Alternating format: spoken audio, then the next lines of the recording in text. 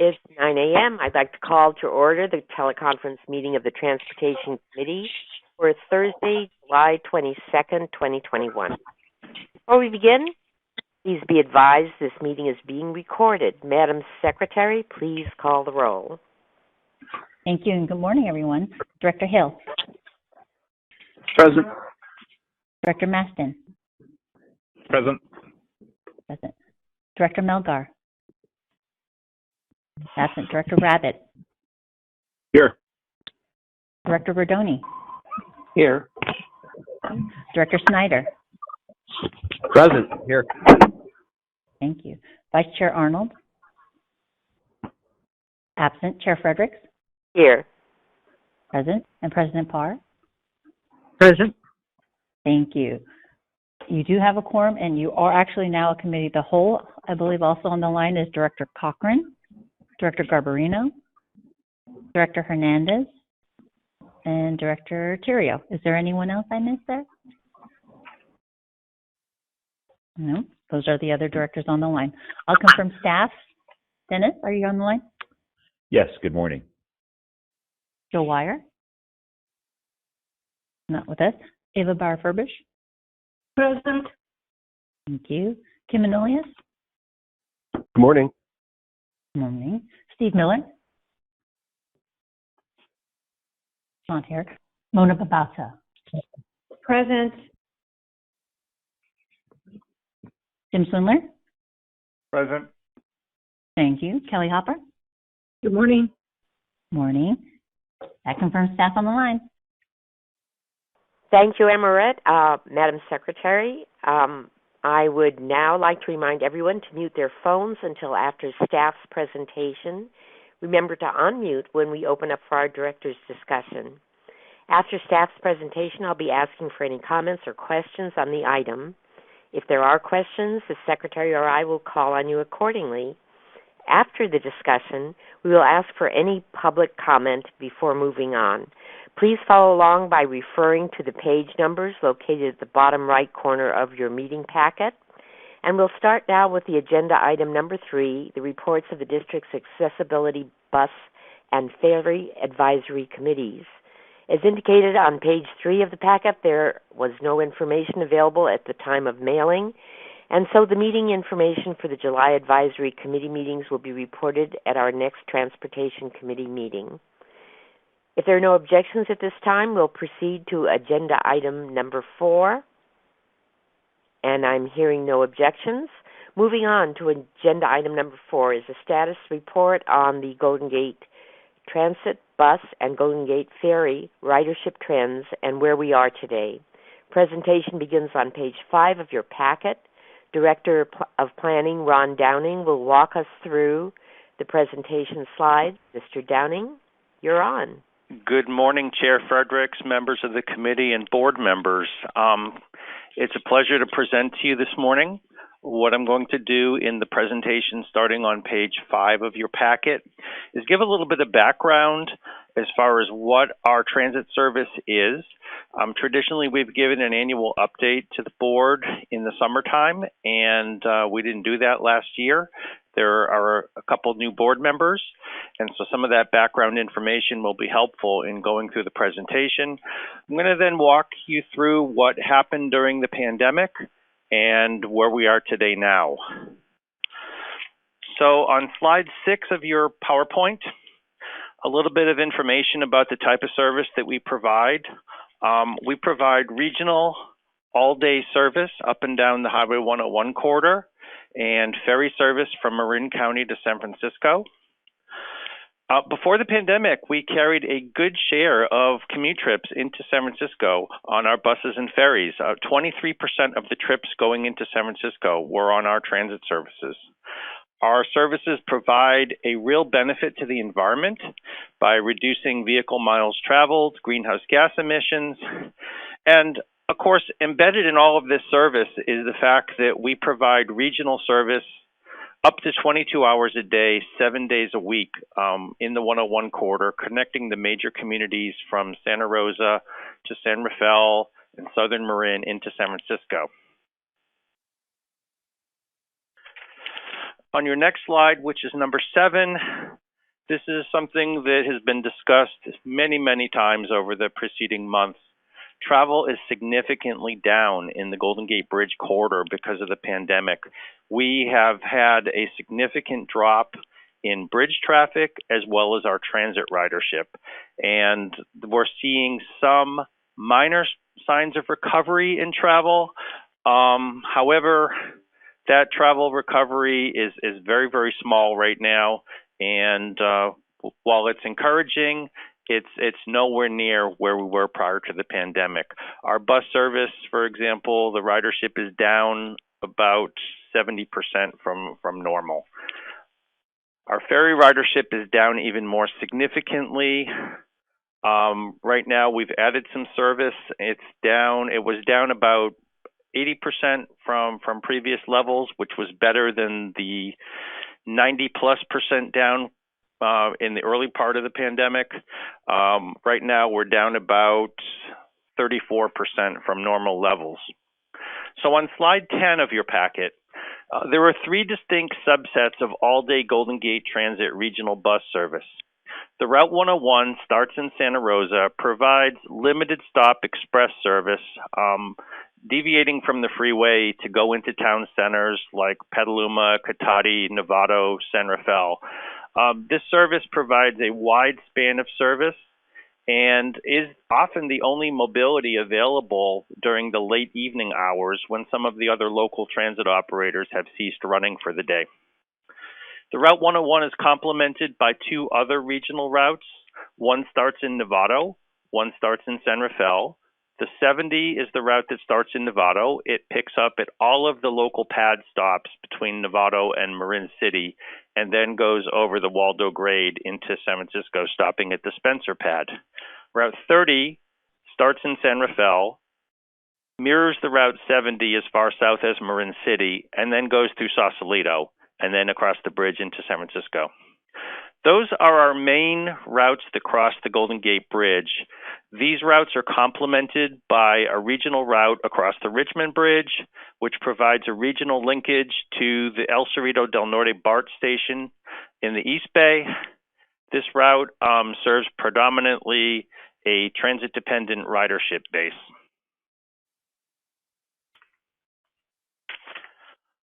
On slide 11, a little bit more information about what we experienced during the pandemic on our all-day regional service.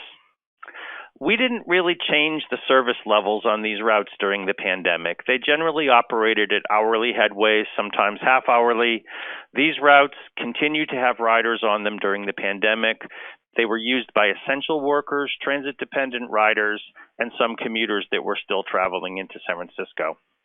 We started out adding some additional frequency to those routes, but what we found is that it was better to have backup buses shadowing the regular hour service. People had traditionally used those hourly frequencies. As everybody knows, we had capacity limits due to social distancing, so we added buses that shadowed the regular trips, sometimes one bus, in a couple occasions, 2 buses. So we've provided a high level of service for the essential workers and transit-dependent riders all through the pandemic. Emerging from the pandemic, we're going to be watching those routes very closely and expanding them as appropriate as we see demand returning. Our commute service, in contrast, was oriented toward peak hour direction travel, southbound in the morning, northbound in the afternoon. And the cornerstone of that service was to reduce peak period travel on the Golden Gate Bridge. These routes tended to be oriented toward park and ride lots or freeway bus pads that riders could drive to or even walk to in some cases. Customers generally paid higher long-distance fares, and the fare box recoveries were better than the average on our system for these routes. These routes, the customers were most likely to have a car available for the trip. They opted to take transit, and they were generally much higher income than the rest of our system. We had 15 routes operating prior to the pandemic. We had variations of these routes that provided more express service, and some of them had variations that went to the San Francisco Civic Center instead of the San Francisco Financial District. During the pandemic, the ridership all but evaporated on these routes. We suspended all but 3 of them during July of 2020. We retained 3 commute routes that were modified, adjusted to pick up some parts of previously operated routes. So for example, the map on slide 12 shows you coming out of Santa Rosa. We used to have a Route 72X that went express when it got to Rohnert Park. From there into San Francisco, we had a couple other routes in Petaluma. We deviated what we now called the 72. We took that route through Petaluma to provide coverage. Similarly, in Novato, we had an express park and ride lot from the Roland Park and Ride. We modified Route 54 in Novato to provide additional coverage to replace the Route 56. And then from San Rafael South, Route 27 used to go express to the city. We modified that to provide coverage at the bus pads for commuters, and also dropped that route into the Manzanita Park and Ride lot in Mill Valley, which is a very important hub for us. At least pre-pandemic, we had buses every 7 minutes going through there. The frequencies initially on all of these commute routes were every 60 minutes. That seemed to really be sufficient for the amount of travel that we saw well through the pandemic. So again, slide 13, a very dedicated emphasis on equity-based riders during the pandemic. We provided extra capacity, as I said, to make sure that no riders were left behind, despite the social distancing limits that we had on providing seating capacity. The 45-foot MCI coaches were deployed on all of these routes during the pandemic. You can see this is a photo of one running on a Route 70 bus that we traditionally did not use this equipment on. Note that we had a capacity limit of 11 passengers on this coach, which normally would be able to seat 57 people. So we redeployed commute resources, equipment, and drivers from those routes that were suspended and doubled down on our regional equity-based service. In addition, Marin Transit helped us by providing their own backup buses up and down the 101 corridor from Novato to Marin City and in other areas within Marin County to help the transit-dependent riders and essential workers get to where they need to go. These are the riders that stayed with us through the course of the pandemic, and they are continuing to ride with us. So these are very important riders to us. Slide 14 on our ferry service. We operated a very robust ferry service during the pandemic. We operated weekday and weekend service on Larkspur and Sausalito runs, and we had commute service from Tiburon to San Francisco. These routes were complemented by special event service to the Giants games, Warriors games, and special events like concerts. The Larkspur service was very, very popular with commuters due to the fast catamaran ferries that crossed between Larkspur and San Francisco in about 30 minutes. We had high ridership, very full ferries, and very, very high fare box recoveries on the Larkspur route. During the pandemic, those riders were working at home.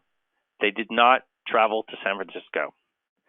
So we responded by suspending weekend service and special event service. We adjusted the Larkspur service to have one ferry in operation, running approximately every 90 minutes back and forth between Larkspur and San Francisco. That equated to a 75% reduction in Larkspur service. We combined Sausalito and Tiburon service, a one weekday commute trip going from those two into San Francisco, and 2 trips returning in the evening. Slide 15 shows the overall impact of these reductions in service. Bus service and ridership was significantly reduced. Ferry ridership and service was even more significantly reduced. So again, a recap on slide 16. We maintained service on our core regional routes. We had skeletal service retained on 3 commute routes. We added backup buses on all the routes above as needed by ridership levels. Staff from planning, bus operations, and scheduling met every week to move the backup buses around. They added backup buses where it appeared that the trips were over capacity. When people's travel patterns shifted and they were very fluid from day to day and week to week, we deleted those buses, we moved them someplace else. We shortened some of the backup bus trips. On Route 101, we found that we didn't necessarily need to run all the trips all the way from Santa Rosa to San Francisco, so there were short trips from Novato that were dropped into the schedule. Everything was continually in flux because of the impacts of the pandemic. People's travel patterns were disrupted. We provided lifeline service through that period for the people that had to ride our service to get to where they needed to go. When social distancing capacity limits were lifted in June this year, we had lots of extra capacity on the buses. The ridership response has maintained at modest levels, so we're not seeing a huge increase in riders. On slide 17, our ferry service, as I indicated a couple minutes ago, we had very limited weekday commute-oriented service on Larkspur and a couple of select peak period only trips on a combined Tiburon-Sausalito route. Because commuters were not traveling into San Francisco in large numbers, we had a huge parking lot at the Larkspur Ferry Terminal that was not being utilized. We successfully used that capacity to redeploy that parking lot as a COVID vaccine distribution location for the County of Marin. More recently, we've seen emerging demand for weekend and special event service on the ferry. Oracle Park service resumed on June 25th. We provided July 4th weekend service on the Larkspur and Sausalito routes with very good ridership response. And we reinstituted weekend ferry service on Sausalito and Larkspur on July 10th. So what this tells us is that commute trips are not coming back, but there was a pent-up demand for recreational type trips on the ferry service. We're also seeing that on a limited extent on our buses for people that want to go from San Francisco to the Golden Gate Bridge. So on slide 18, where we are today is that now we can operate at full capacity on our buses and ferries. There's plenty of seats available. We're continuing to deploy the 57-seat MCI coaches on many of the regional all-day bus trips. We are not having any passenger overloads. We are accommodating everybody who wants to ride. We still are experiencing low levels of ridership even today.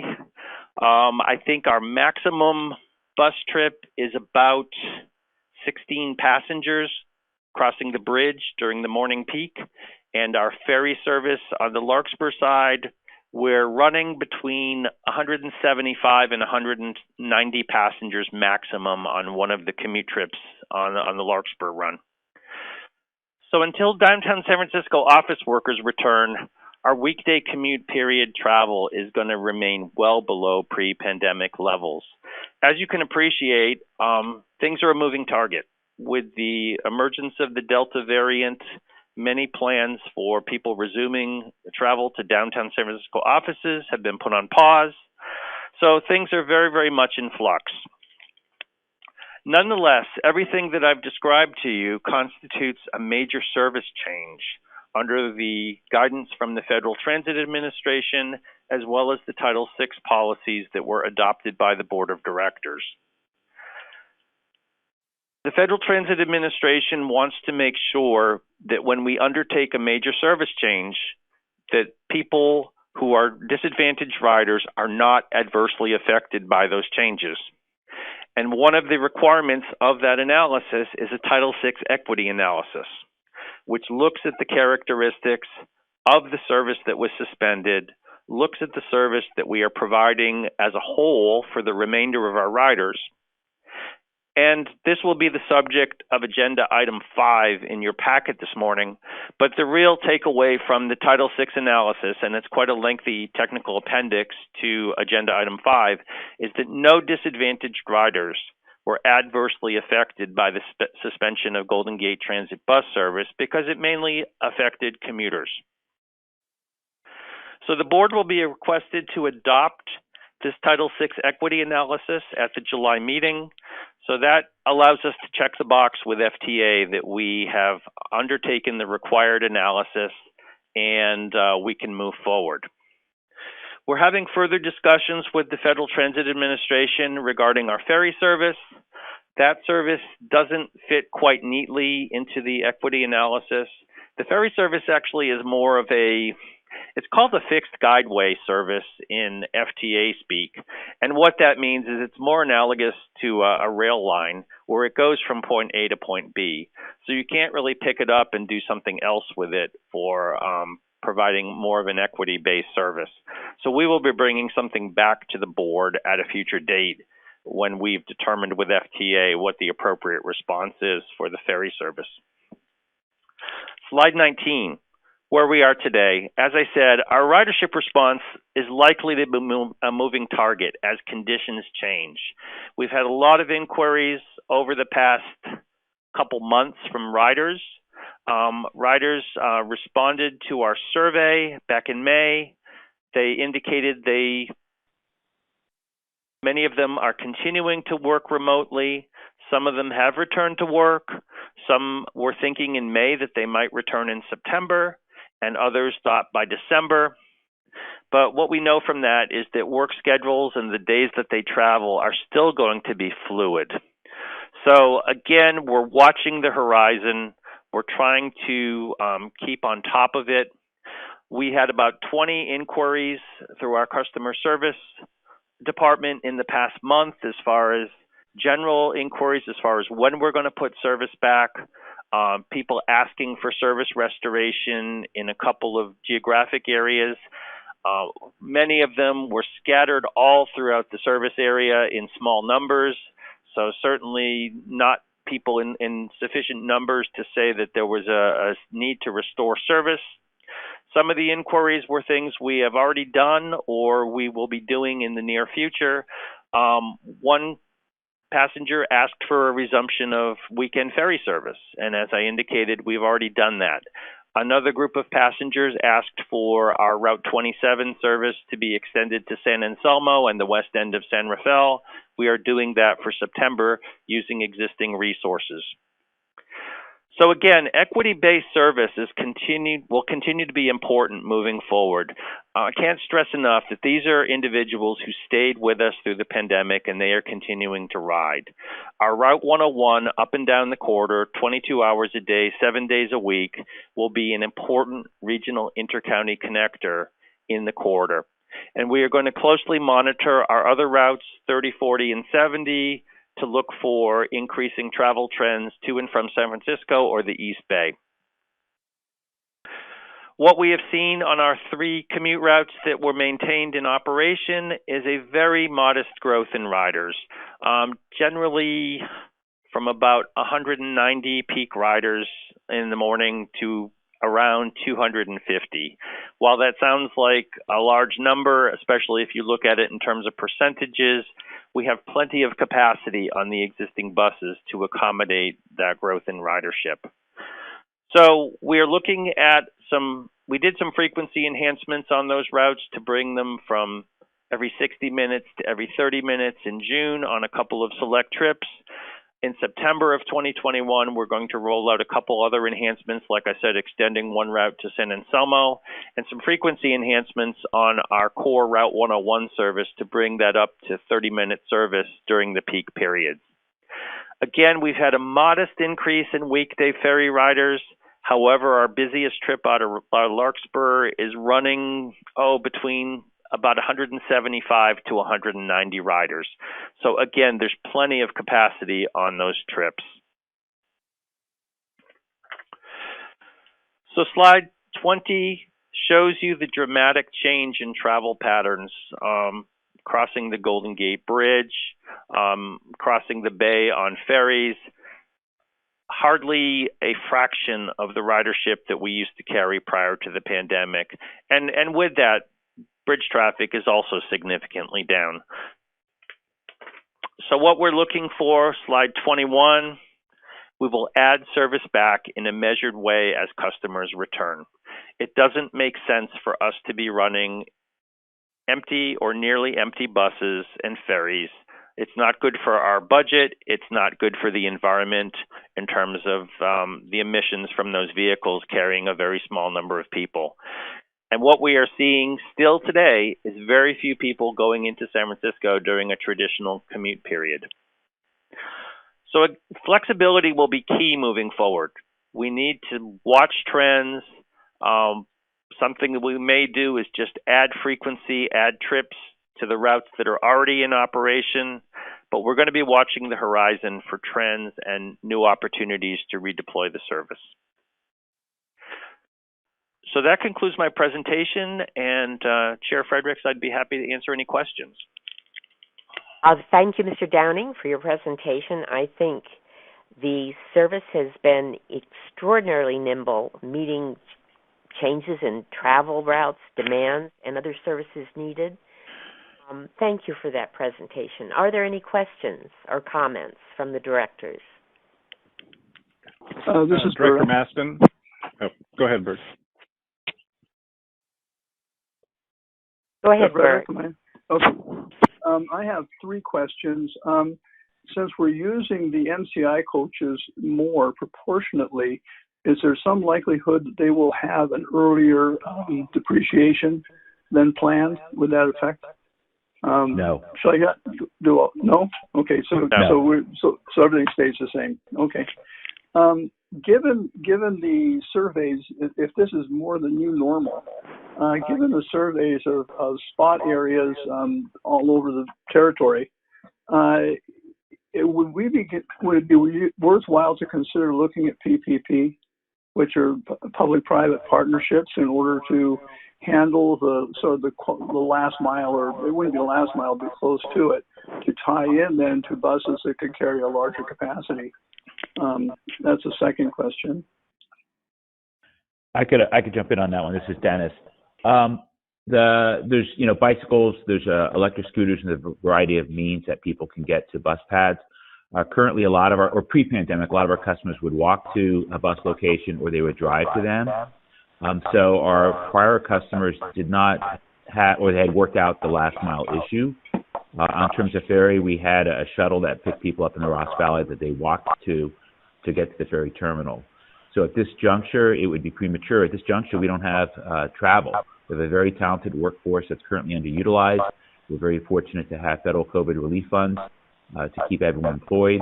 But our busiest bus is only 16 people during the peak hour. And so we have tremendous amount of capacity. The challenge is right now people are not going into downtown San Francisco to go to traditional work in an office building. And until that changes, we're just reacting to changes in our customer patterns, and I think it's premature to explore public and private partnerships. Okay, I was saying just because of the surveys you were getting back, they wouldn't qualify as last mile, but they could, for a service that's organized to get people, to help people integrate in. But that's something just to consider. The third question is on the ferry system. If it turns out that the ferry capacity looks more for the long term for 170 passengers, would that affect our consideration of purchase of the new ferry? And if it is 170, that's getting pretty close to the electrified ferries in Norway, which admittedly would add about 8 minutes to the trip, but might be an opportunity to make the jump to electric if this looks like a long-term trend in capacity at 170. Right now, it's a transitory phase. We expect our ferry customers to return when offices open up in downtown San Francisco. Right now, our fullest ferry boats are not for commute purposes. It's the recreational trips. We're carrying now more on a weekend day on a Saturday than we do on a weekday. And our most full ferry boats, some have sold out, are for the Giants ballpark. So we do anticipate when downtown San Francisco reopens, which I know the mayor and the supervisors are very passionately looking forward to fully reopening, that we do anticipate that we will have a return of our customers on bus and ferry. The commute patterns may be different. How many days a week they go in will be different. But we don't anticipate a change that would necessitate or even make it economical for us to operate a smaller ferry boat. And I was just going to add that we expect passengers to return to the ferry based on the survey information that we had collected back in May, and we will be looking at the Bay Area Council surveys that they are doing on an ongoing basis, and we're going to be doing more surveying of our passengers. I spoke to our director of marketing as we get into the fall to get a better handle on what people's reset expectations might be. Okay, thank you. Thank you. I apologize, Mr. Mulligan. Before we take further director questions, were there any other general comments you'd like to add to Mr. Downing's report? No, Ron did a fabulous presentation. The key takeaway is, while if you're around town, wherever you live, it may feel congested, people are not traveling across the corridor into San Francisco from Marin and Sonoma counties. We have a monopoly. It's our bridge, our bus, our boat. They're all down. And when they're most significantly down is during the morning commute period from 5 a.m. to 9 a.m. While bridge traffic may be down about 20%, it's down almost 40% Monday through Fridays, 5 to 9 a.m. The amount of traffic crossing our bridge in the morning commute period today necessitates only 2 lanes. That's how low the traffic volumes are. We don't need 3, let alone 4 lanes. But that's a transitory phase. As Ron mentioned, our busiest bus during the morning commute is carrying only 16 passengers across the bridge. These are buses that have 56 seats.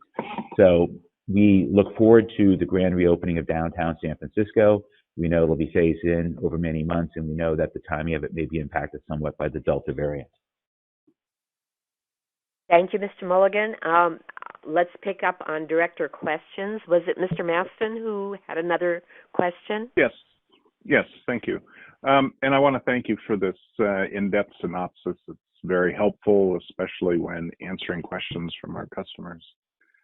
My question is this. So it's been mentioned a couple of times that at peak, we're carrying 16 plus or minus passengers. And if that's the case, is it still cost effective to run the MCI buses on all routes? We are switching and transitioning, but we're running them on a lot of routes. We want customers to feel comfortable, but we were using them almost exclusively, and we are now including our Gillig 40-foot buses more broadly in the fleet. But as people come back, I think there is a little apprehension, and so we're using a mix. The big economic savings we have right now is we're operating a lot less service. We're still operating probably, only about half of our prior pre-COVID service. And so we are saving money on fuel. We're saving money on wear and tear on buses because we're putting less miles on buses. And we look forward to that changing as people come back. Okay. And the MCI buses, what's the average age of them that we've had in our fleet anyway? I think the oldest MCI in our fleet is about 8 years old, and that's probably about a third of them. Yeah. Okay. Great. Thank you. Chair Frederick, this is your question? Yes, this is Barb. I have a question, please. Please go ahead. I'm not sure who this is directed to, maybe to Ron. And thank you, Ron, for the great presentation. I know as board members, especially those of you that live in the corridor, get questions from individuals, and I listened carefully to the fact that you had 20 inquiries over the last month about routes. And as board members, we're expected to jump when someone has a complaint, if their bus doesn't show up, if this doesn't happen, if that doesn't happen. What rubric does your organization or does your department use when you decide when you add things and when you don't add things, when you respond to specific constituent requests and when you wait till you get 3 or 4 that are exactly the same? I agree with Director Fredericks that you've been very, very nimble. And what rubric do you use to determine what that nimbleness is? If that's the right kind of question. Yes, President Parr, thank you. As I said, we are watching the capacity of the buses that we have out there right now and the ferries. So one example is our Route 27 that goes at pre-pandemic used to go express from San Rafael to San Francisco. It's making additional stops along the 101 corridor, and in particular, Manzanita Park and Ride lot. So when we see increased demand at Manzanita Park and Ride lot, that would be appropriate to provide more capacity. We're not seeing that yet. The existing service that stops there is more than adequate for the amount of travel demand that we're seeing. So again, we want to use the capacity that we have out there. We want to grow the ridership as people start to return. And we will be making very deliberate decisions as people start to fill up the service that we already have out there. Did that answer your question? It does. I assume that if one person has a complaint about a route, that you listen and you log that in. If 5 people do, then that's a different standard that you use as to whether or not you'll make a route change. Mm-hmm. So you answers it. Thank you very much. If I may add, also we looked at the data we got from the survey of our customers, because we surveyed our broad customer base. Dana presented that back in May, I believe. And so that's very, very useful data, because sometimes one person may complain and they may ask their spouse to complain, thinking having a couple more complaints helps. But we do have good data from our customers. And as Ron said, we're just watching the ridership very, very closely.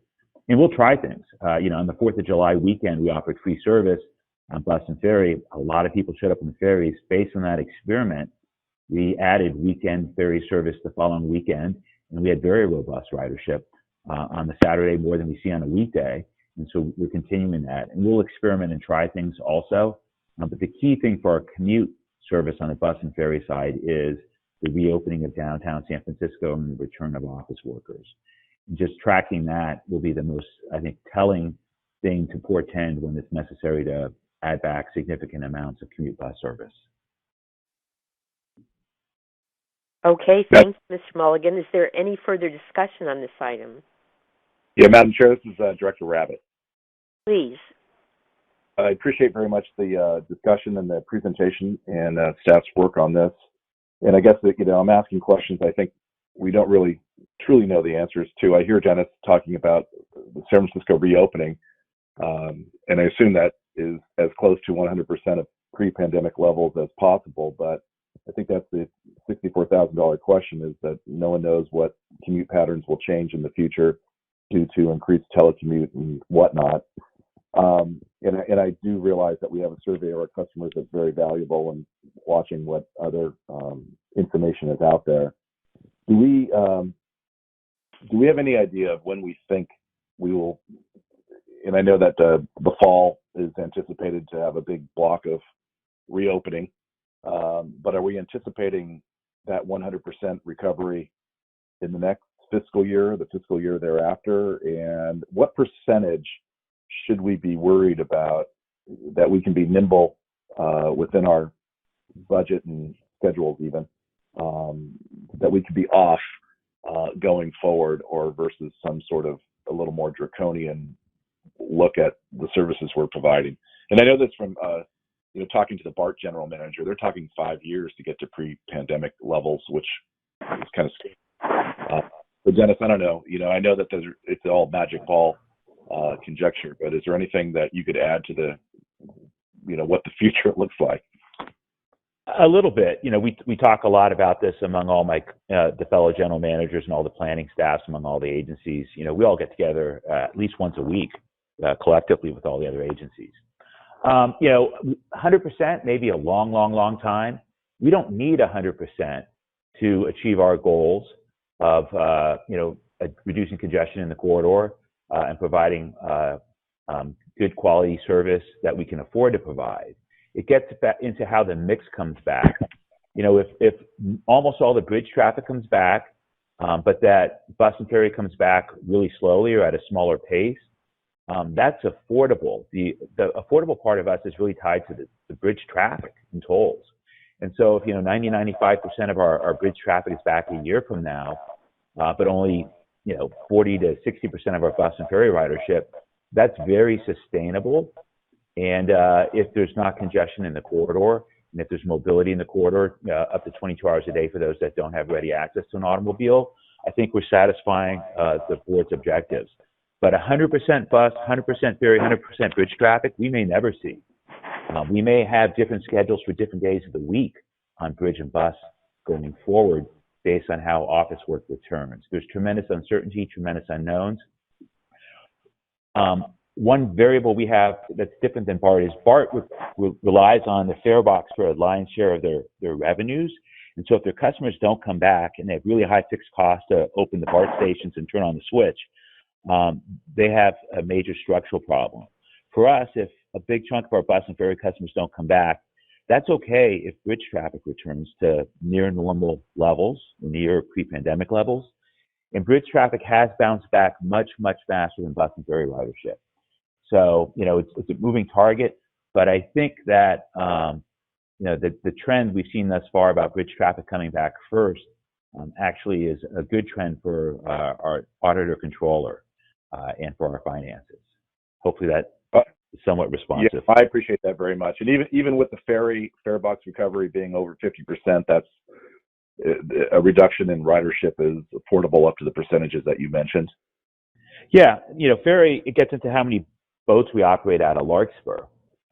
And so, if we're operating a one boat schedule or two boat schedule, there's, big cost differences there. So if ridership doesn't come back, we may, Jim's developed countless schedules with his team of Colin and Colette of different ways we could do things. So, we know it's going to be more than it is today. Today is transitory. We know downtown San Francisco is going to reopen someday in some fashion. But the fact that bridge tolls is our primary revenue source is very, very helpful to us. And the fact that there's, I think, weekend and recreational trips that come into play is also very helpful to us. And it's true that the ferry fare box is a good chunk of the ferry budget, but I think that's manageable because it's also tied to cost. BART has really high fixed costs just to open the system, whether they're running one train an hour or 5 trains an hour. The costs really aren't that different. For us, the cost of running a one boat schedule or a two boat schedule out of Larkspur is quite different. And so we don't have as big a fixed cost component as say, a rail agency does. All right. Thank you so much. I appreciate that. One last question, if I can. I want to know what percentage of former passengers are driving. Is that a very small incremental amount? Those are kind of the less dedicated transit people that would rather drive when traffic is light. I'm sorry, your phone broke up a little bit. Could you repeat the question? Do we know what percentage of former passengers right now are driving as opposed to taking either bus or ferry out of fears of the COVID? We know that the vast majority of them are not going into San Francisco because bridge commute traffic is way down. During the commute period in the morning, it's down 40%. So they're just not going into the city. There's not a fear. I think the fear is of the elevator going up 20 stories. That's the fear that they have to overcome, not getting on a bus or getting on a boat. They're not driving in either. Yeah. Thank you. Thank you, Madam Chair. Are there any questions or comments from the directors? Mr. Rabbitt's comments, I've got a question.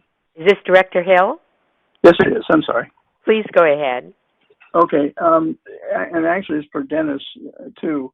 San Francisco, I think, is planning to implement congestion pricing in about 2 years, unless it's changed recently.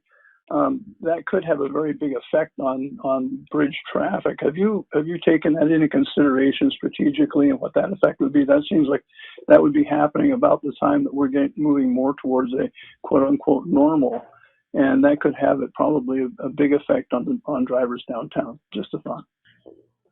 It's a great question. It won't happen within 2 years. They would have to do an environmental process. They've done some planning studies extensively.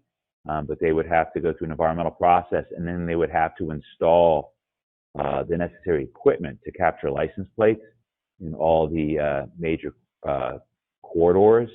And so that is a more than 2 year timeline. Also, I think with the pandemic, I think a lot of plans have been put on hold for things such as that.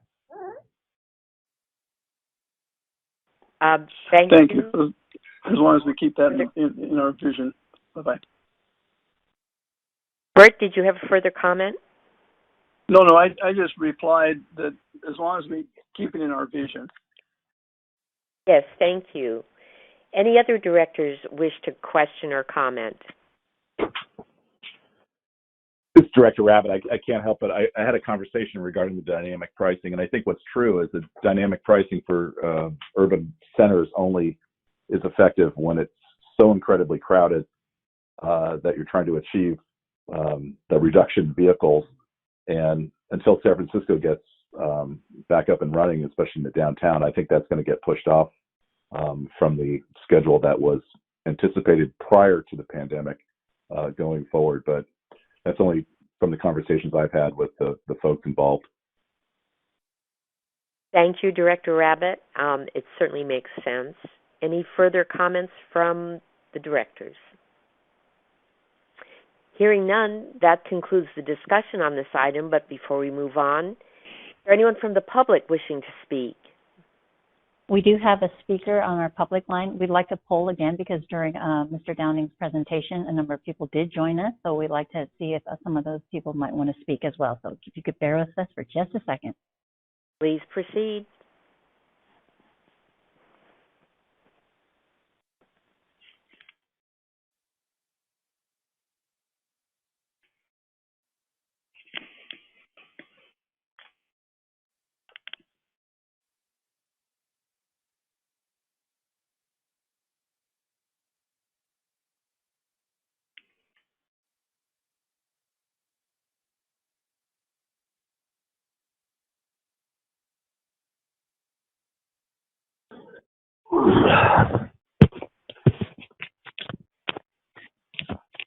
All right, thank you. We do have one speaker. Mr. Pilpel is on the line with us. So, David, are you there? I am. Can you hear me okay? We can hear you fine, thank you. Go ahead. Excellent. Good morning, David Pilpel from San Francisco. So on item 4, appreciate the presentation very much. In future market research and ridership surveys, I would be sure to ask about one-seat rides versus transfers. I do recall that there was a question or some inquiry about park and ride lots. I think that's also useful, but the idea of how much Golden Gate is going to veer off the 101 corridor, particularly for commute routes to serve people versus having them drive to a park and ride lot or walk to a bus pad or take local transit or get dropped off to get to a commute route, I think is an important question going forward. I think staff should also, sorry, not me. I think staff should also consider a commute bus system redesign. The east and west side of Petaluma and Rohnert Park, Santa Rosa, all that east and west Sonoma County service, along with Novato, North Marin, San Rafael, Ross Valley, Kentfield, Larkspur, Corte Madera, Mill Valley, Marin City, and Sausalito. I think the Tiburon Route 8 is unlikely to return in the future. Sorry for the 14 people or so who are riding the 8. Since Muni is planning to restore its 28 route to the toll plaza in August, I would again consider how much to operate the 92 and the 93 from San Francisco Civic Center, both via Van Ness Lombard and Geary Boulevard to the toll plaza and up to Sausalito, Marin City. Both Samtrans and now Muni are pursuing system redesign efforts. And again, it may be time to explore that here going forward.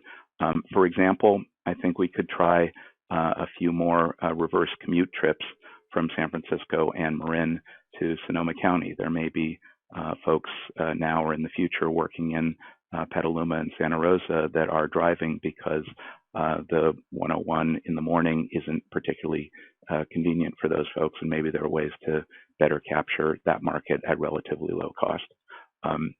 I support the measured approach proposed by staff. not too much and not too little with lots of flexibility. I think that makes a lot of sense. And I can follow up with Ron Downing and his staff on more specifics on my comments. Thank you very much for listening. I'll have a couple of other thoughts on item 5 on Title VI in a few minutes. Thanks. Those are all our public speakers under item number 4. Thank you, Madam Secretary. No action is required. This was an informational report. We'll move on now to agenda item number 5. This is the adoption of the Title VI equity analysis findings relative to COVID-19 pandemic-related adjustments to the Golden Gate Transit Commuter Bus Service. That report from the staff begins on page 23, and Mr. Downing is also presenting this report. Mr. Downing, please proceed. Thank you, Chair Fredericks. This item follows the discussion in agenda item number 4. So we are required to conduct a Title VI equity analysis for a major service change that affects more than 25% of the service on a given route or involves the elimination of an entire route. This analysis looks at changes to the 3 commute routes that we continued during the pandemic, the 27, 54, and 72. All of those routes were reduced by more than 25% compared to pre-COVID levels, as well as the suspension of service on an additional 12 routes. We were required to conduct an equity analysis based on FTA guidance. And the main takeaway is that there was no disparate impact on minority passengers, nor a disproportionate burden on low-income passengers, simply because minority and low-income passengers do not use commute service in large numbers. These routes that we suspended during the pandemic had riders that had high availability of automobiles and relatively high incomes. So there were a number of ways that people could get to the remaining commute bus service throughout Marin and Sonoma County if they needed to travel into the San Francisco Financial District or Civic Center areas. They could use local transit to access other Golden Gate Transit commute routes. They could use our regional all-day service to get into San Francisco, or they could drive to the Larkspur Ferry, as well as other transit alternatives such as SMART to be able to get into the core area of the network. As I said during the presentation, the Golden Gate Ferry Service changes also meet the threshold for a Title VI analysis. However, the ferry service has a different composition in terms of what we would do with those resources moving forward, and we will be engaging with FTA staff to get some additional guidance, and we will be bringing something forward to you in the next couple months to address the ferry service changes. So the district will be looking at restoring bus service in a measured way as we see travelers returning to the Golden Gate corridor. As we restore service moving forward, we're going to be trying some things, adding some things. Maybe if things don't work out, we won't be continuing them. As we retain new service moving forward in response to the changing ridership patterns that we expect, we would do a new Title VI analysis for equity purposes with the restoration of service and making those service changes permanent if they pan out. As in the past, when we've had a service that we've tried and it didn't work out, we've brought it to the board that it didn't make sense moving forward. As you can appreciate, my crystal ball is kind of hazy right now as far as what is going to happen. So we are going to be trying some things. We're going to be tinkering around with some things. Again, my apologies, but don't really know what we will see. We're going to be listening to our riders moving forward, and there will be Title VI analyses that may come forward at future points. So there's no fiscal impact associated with adopting the equity analysis. I want to give kudos to Barbara Vincent on the planning staff, who is the primary author of the appendix that goes through all of the comparisons that's attached to the staff report with immeasurable assistance from Shana Van Hoften at Hanson Bridget. So with that, I'd be happy to answer any questions on agenda item 5. Thank you, Mr. Downing. Are there any questions or comments from the directors on item number 5? Are you seeing any, Madam Secretary? I am seeing none. So that concludes the discussion on item number 5. Before I take our vote, is there anyone from the public wishing to speak? I believe David Pilpel will be on the line to speak to us again, as he mentioned in his last public comment. So I'm going to introduce Mr. Pilpel. Mr. Pilpel, are you back again? I'm still here. Can you hear me okay? We sure can. Go ahead. Great. So on item 5, it's still strange that there's no 4 or 24 service and far less service on the 54 and the 72, 74. Those are all bedrock commutes that go back to the beginning of Golden Gate, and it's just odd that 15 months in that there's still no service there. So always trying to get my head around that. While there was public outreach in 2013 to adopt the Title VI policies, I don't think there was outreach this year on this specific Title VI report. In the future on these Title VI analyses, at a minimum, I would provide passenger notice on vehicles and have BPAC and FPAC, where appropriate, review the reports and analyses prior to bringing it before the board. I think that that's all doable and not high cost or high burden. I do very much agree with staff's analysis and conclusion of no disparate impact and no disproportionate burden, and I support the resolution and findings. Thanks. Is there any further public comment, Secretary? We have no others.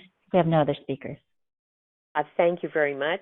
We will move on now to voting on item number 5. May I have a motion on this item? This is Bert, also move. Second? Do we have a second? Second, Rabbit. Director Maston. Thank you very much, Madam Secretary. Roll call vote, please. Thank you. We're voting on item number 5 with a first from Director Hill and a second from Director Rabbit, starting with Director, we are a committee whole, so I'm starting with Director Arnold. Absent. Director Conroy. Absent. Director Fredericks. Yes. Yes. Director Garbarino. Yes. Sorry. Director Grosball. Absent. Director Hernandez.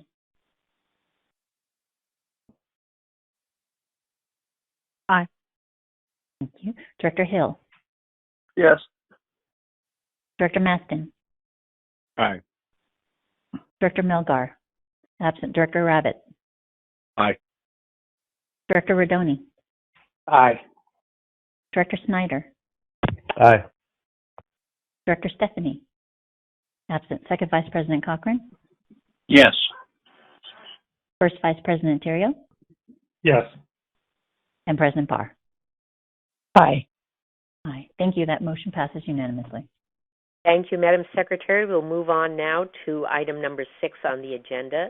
It's the monthly report on bridge traffic, transit ridership trends, and transit service performance. The staff report begins on page 49. Dennis, do you have anything related to this report? I'll just mention that on page 50, there's a larger table near the bottom or middle of the page, and that's the bridge traffic. And that's really the most important table for us because that determines how much money we have to continue our operations. The good news is bridge traffic is trending up. This has data only through May. June is even better, and July is looking slightly better still. But the bridge total for May was down about 22.5%. And if you look next to it, the morning commute is down 38%. So this just highlights that people are not commuting into San Francisco for work during the normal period. Traffic is down. The busiest period on the bridge is from 2 to 4 northbound. which is, obviously not a normal commute time to be going home at 2 o'clock. So traffic remains down, but it is starting to trend up. And this is before the grand reopening of California on June 15th. So next month and the following month, we should see slight improvements in this. And with that, I'm available to answer any questions. So I actually have a question. What is that northbound 2 to 4 commute? Is it something avoiding the Bay Bridge? Where are they coming from? They're going. I think it's people. It's some people from the North Bay are going to San Francisco for just a couple hours midday, and then I think some folks from San Francisco are leaving to get out of the city because in the morning we don't see very much traffic going in. It's very spread out. Like I said, we don't have more than 2 lanes of traffic southbound going in during the commute period. So it's odd. People are traveling for non-work purposes in the corridor primarily. We have obviously essential workers, construction workers, service workers that are driving, but a lot of the traffic is people who are working remotely, who are out and about for other purposes. And it is odd to see 2 to 3 being the busiest hour northbound, busier than any hour northbound or southbound for any other period of the day. Thank you. Are there any further questions from the board members on this item? I am hearing nothing. This concludes the discussion. Is there anyone from the public wishing to speak? I have no speakers for this item. Thank you very much. No action is required. This is an informational report. The next item on the agenda is item number 7. It's a brief staff report with a link to Marin Transit's website to view its meetings and activities. Dennis, do you have anything to report related to this item? No, just to remind the board, as I did last month, that we provide service to Marin Contract under contract. We're one of 3 contractors for them that provide fixed route service. Our contract expires next year, and so we are in negotiations with them to continue that relationship. And we look forward to having an item that comes back before the board later this year to do a new contract, multi-year contract to continue to provide service for them. And with that, I'm available to answer any questions. Are there any questions or comments from the directors? I am hearing none. There's no action associated with item number 5 on the agenda. Is anyone from the public wishing to speak? Earlier, Mr. Pelpel had indicated he may have comments under public comments, so I'm just going to loop back to him right now. David, are you still on the line? And would you like to close out with any comments that you had earlier, or did you already complete your comments for the other item? Can you hear me okay? We can. Okay. I just had a brief comment for item 8. Can I do that now? Go ahead. Sure. So this morning I had a yogurt and some cut fruit, and I was thinking about being in the boardroom and yogurt and cut fruit at board meetings. It brought back great memories, and I look forward to that again. I just wanted to take a quick moment, since there's no B&O committee meeting today, to thank District Engineer Bauer Furbush for adding the table of contents. I think that helps make the engineering report more readable. So anyone who thinks that public comment doesn't matter, you can make a public comment, you can give a suggestion, and agencies listen, staff changes things, the world gets better. So I thank you all for listening. I really appreciate it. Thanks. Is there any further public comment? There are no other speakers. All right. There's no action associated with item number 7. We concluded number 8 with public comment also. Is that right? That's correct. That's correct. Thank you. May I have a motion to adjourn this meeting? So moved, Rabbit. And a second? Second, Snyder. So if there are no objections, this concludes the meeting of the Transportation Committee. Thank you very much, colleagues. The time is 10:05 a.m.